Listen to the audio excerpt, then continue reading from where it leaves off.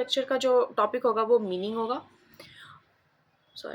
Meaning होगा और definition होगा। तो आज के टॉपिक में हम लोग सिर्फ मीनिंग और डेफिनेशन को कवर करेंगे और हम लोग देखेंगे कि जूरिस्प्रूडेंस आखिर होता क्या है। तो जूरिस्प्रूडेंस जो है वो वर्ड है, एक टर्म है जो ड्राइव हुआ है कहाँ से, लैटिन टर्म से, जिसका मतलब जो लैटिन टर्म जूरिस्प्रूडेंशिया से ड्राइव हुआ है, जिसका मतलब होता है जूरिस का मतलब होता है लॉ और प्रूडेंशिया का मतलब होता है नॉलेज। मतलब अब हम लोग देखते हैं किस किस चीज को हम लोग जूरिस्प्रूडेंस कह सकते हैं। ओके, तो study of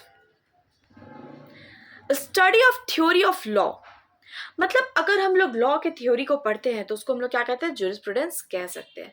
philosophy of law को जूरिस्प्रूडेंस कह सकते हैं, साइंस ऑफ लॉ को जूरिस्प्रूडेंस कह सकते हैं, पर्पस ऑफ लॉ को जूरिस्प्रूडेंस कह सकते हैं, इवोल्यूशन ऑफ लॉ को हम लोग जूरिस्प्रूडेंस कह सकते हैं, और इंटेलाइट बिहाइंड द लॉ को भी हम लोग जूरिस्प्रूडेंस कह सकते हैं। अब आगे हम लोग देखते हैं, अब हम लोग मेन टॉपिक पे पहुंचते हैं कि देन आज का पहला टॉपिक है क्या, मीनिंग ऑफ जूरिस्प्रूडेंस। तो meaning of the term jurisprudence is drive from the Latin word jurisprudentia, जैसे हम लोग अभी पढ़े थे तुरंत थोड़ी देर पहले कि जो जूरिस्प्रूडेंस है वो लैटिन वर्ड से ड्राइव हुआ है जूरिस प्रूडेंशिया से, जिसका मतलब होता है लॉ और नॉलेज। मतलब jurisprudence means knowledge of law, हम लोग ये कह सकते हैं कि जिस नॉलेज ऑफ लॉ को ही हम लोग जूरिस्प्रूडेंस कहते हैं। देन अब हम लोग देखेंगे jurisprudence is the elucidation of the general principles upon which the actual rule of law are based। ये क्या कहना चाह रहा है कि jurisprudence जो है वो elucidation है। elucidation का मतलब क्या होता है, एक्सप्लेनेशन है, वो एक्सप्लेन करता है, उसका काम क्या, एक्सप्लेन करना, किस चीज को, जनरल प्रिंसिपल्स को एक्सप्लेन करना। किस चीज का जनरल प्रिंसिपल्स, कि जो भी बेसिक्स लॉ जो बनते हैं वो जूरिस्प्रूडेंस के जनरल प्रिंसिपल्स पे बेस्ड होने चाहिए। क्या कहता है, actual rule of law are based, मतलब जूरिस्प्रूडेंस के जनरल प्रिंसिपल्स पे क्या होने चाहिए, सारे एक्चुअल रूल्स ऑफ लॉ जो है वो बेस्ड होने चाहिए।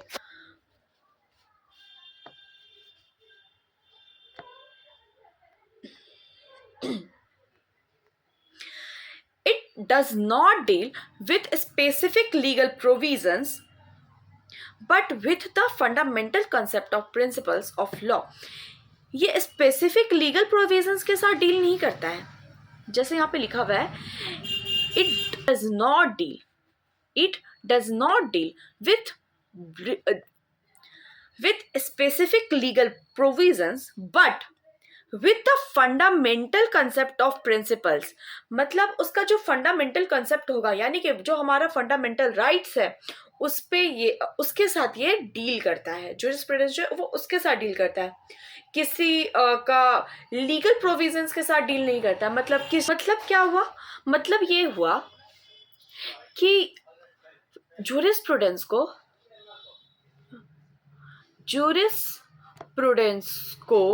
आईपीसी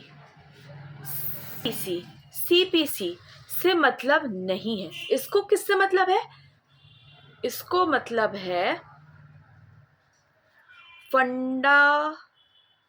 फंडामेंटल राइट्स से।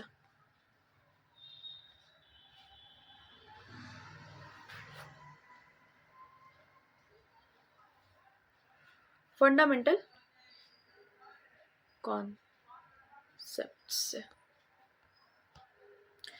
ओके, तो इसको क्या से मतलब है, इसको बड़े बड़े लॉ से मतलब नहीं है।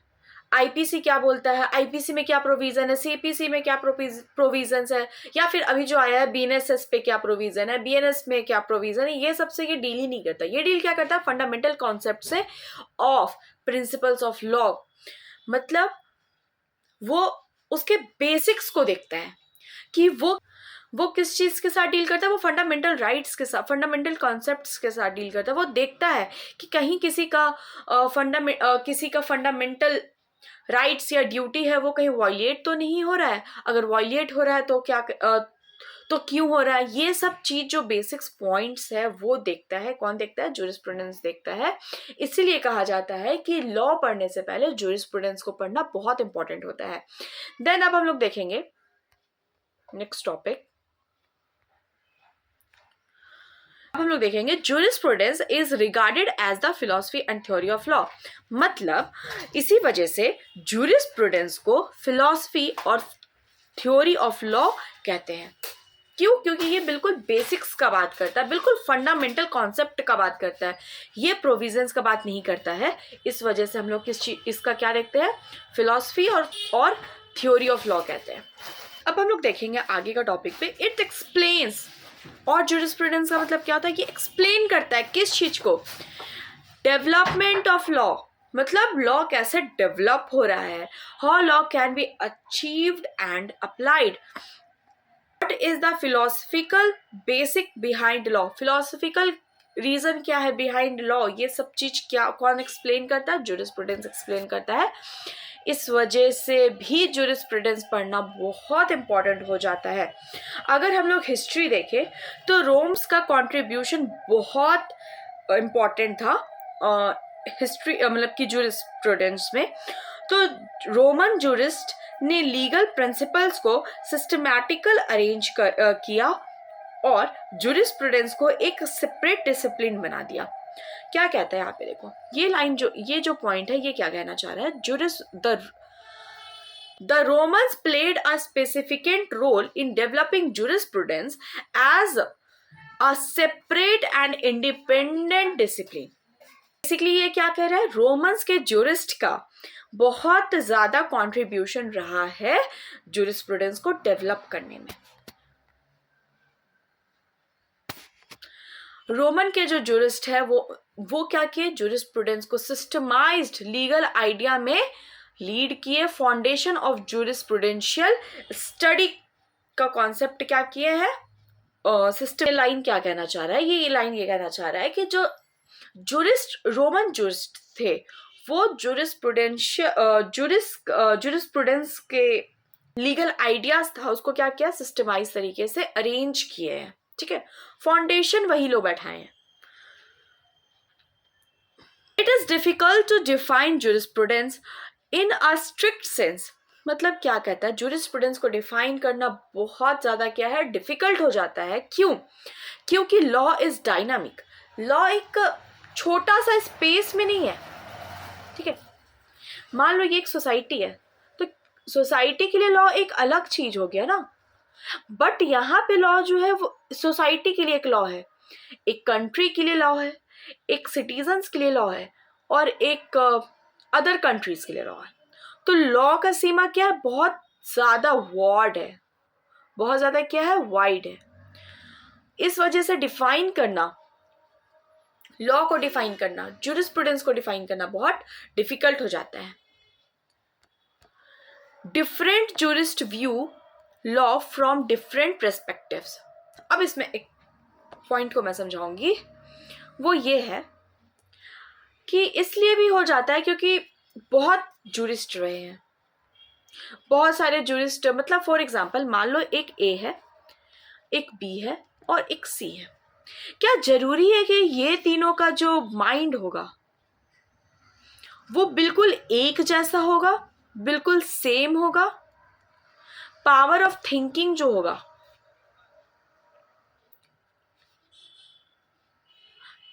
पॉइंट ऑफ व्यू होगा, पावर ऑफ थिंकिंग छोड़ देते रहिए, जो पॉइंट ऑफ व्यू होगा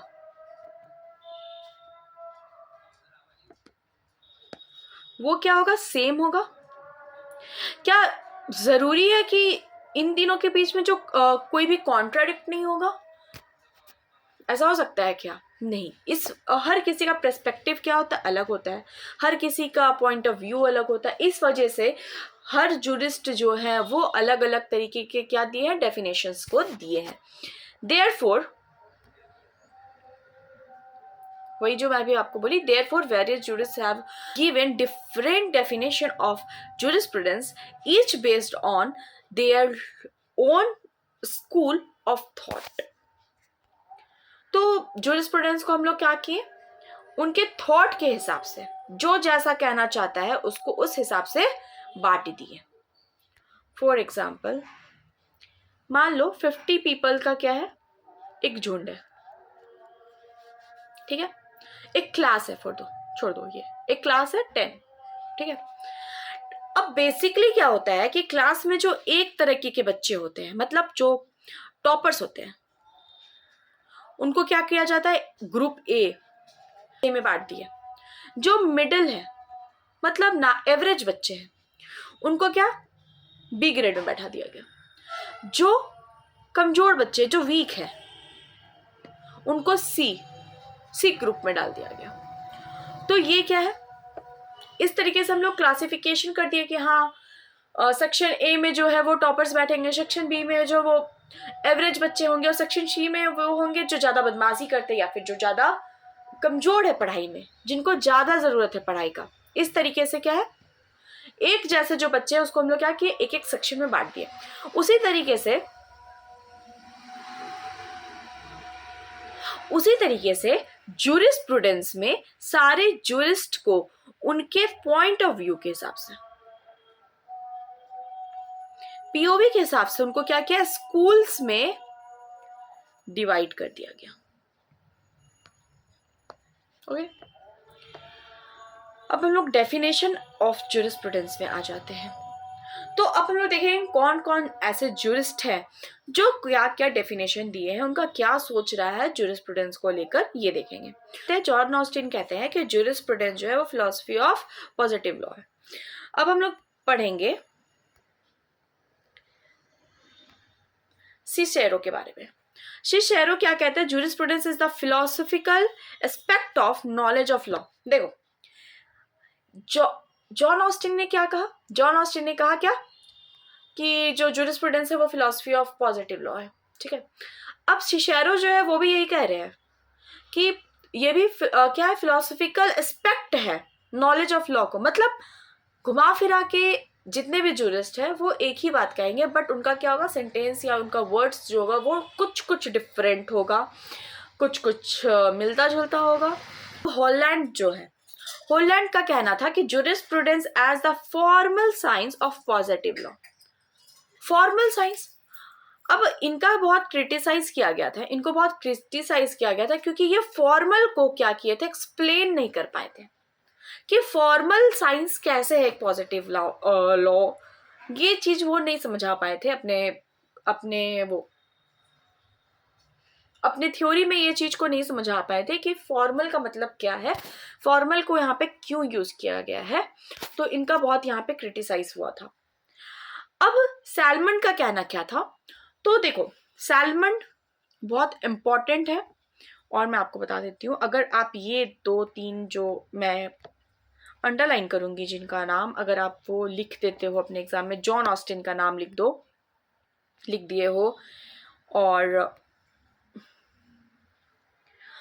अगर होलैंड का अगर क्रिटिसाइज वाला पॉइंट अगर आप समझा देते हो अपने एग्जाम पॉइंट पे, या फिर अगर आप सैलमन का नाम लिख देते हो, तो ये सबसे क्या होता है ना कि ये सबसे जो एग्जामिनर होता है, जो कॉपी चेक करता, मतलब कि जो कॉपी चेक करने वाला होता है, वो लोग को लगता है कि हाँ जो बच्चा है उसको आता है ये चीज, ठीक है। क्योंकि देखिए आपके कॉलेज में नहीं भी अगर आपके क्लास, क्योंकि देखो एक कॉपी चेक करने वाला के पास 50 कॉपी होता है।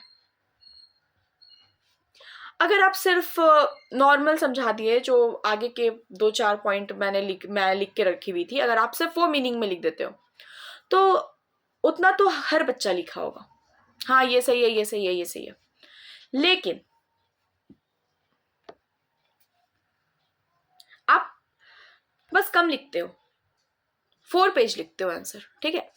आप सिर्फ 4 पेज आंसर लिख रहे हो, लेकिन आप सैलमन को समझा दे रहे हो, आप ऑस्टिन को समझा दे रहे हो,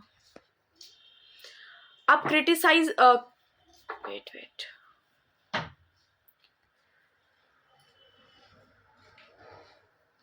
आप होलैंड को समझा दे रहे हो, आप ऐसे कि आप 5 से 6 ज्यूरिस्ट को क्या है समझा दे रहे हो, तो वो क्या हो जाता है ना, वो आंसर राइटिंग जो है वो बहुत अच्छा हो जाता है, ठीक है। मतलब वो जो कॉपी चेक करने वाले होते हैं उनको ये लग जाता है कि हाँ बच्चे को सब आता है, तो आपका क्या है, जो कॉपी चेक करने वाले लोग होते हैं उनके पास क्या है, आपका इंप्रेशन जो है वो काफी अच्छा बैठता है। ओके, अब कीटोन का क्या कहना था, jurisprudence is the study and systematic arrangement of the general principles of law. Ketone क्या कहते हैं, सेम चीज, सिस्टम, ज्यूरिस्प्रूडेंस क्या है, स्टडी है किस चीज का, सिर्फ स्टडी है किस चीज का, और लॉ का, स्टडी है किस चीज का, लॉ का, और ये सिस्टमैटिक अरेंज करता है किस चीज को, जनरल प्रिंसिपल्स ऑफ लॉ को, जो कि अभी हम लोग थोड़ी देर पहले मीनिंग में पढ़े थे।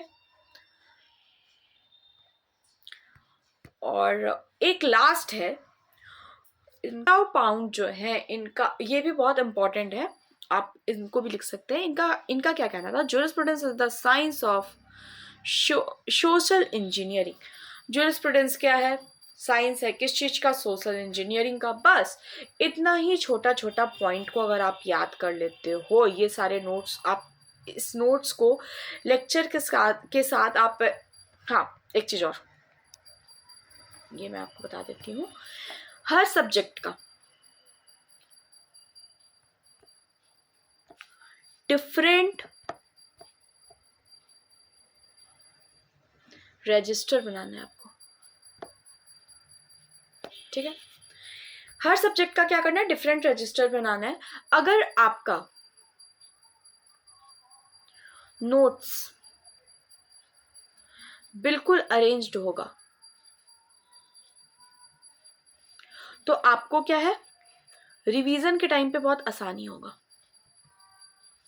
रिवीजन क्या हो जाएगा, इजी हो जाएगा।